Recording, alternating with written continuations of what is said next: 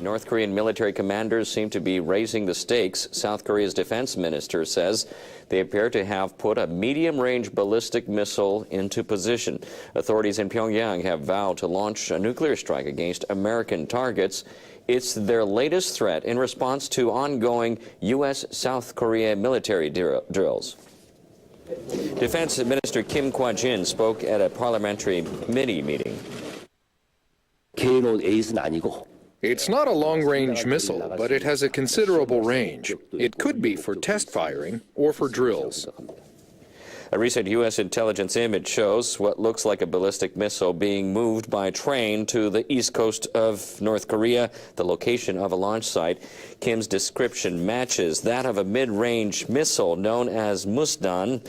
The North Koreans unveiled it in 2010 during a military parade. Its estimated range of 3,000 to 5,000 kilometers puts it in striking distance of Japan and a U.S. base on the Pacific island of Guam. South Korean officials say they cannot rule out the possibility that authorities in Pyongyang will fire the missile. They say they are closely monitoring activity in the north and are in contact with the U.S. and Japan.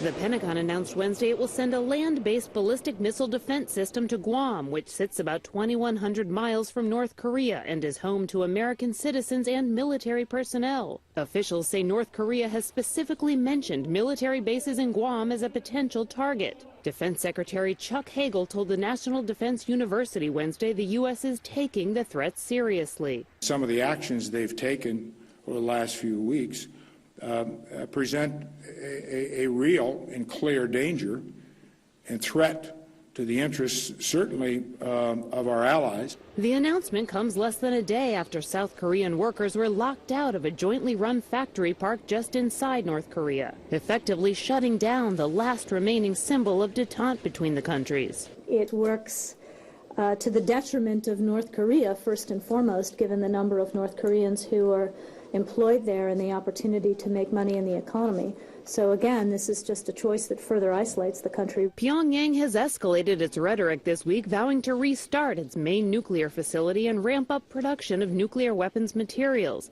It has also threatened a preemptive strike against the U.S. The Pentagon has dispatched bombers, stealth fighters, and ships to the region. But Hagel says the U.S. is working to reduce the tensions. We are doing everything we can, working with the Chinese, others, to diffuse that situation on the peninsula. Secretary of State John Kerry will travel to the region next week.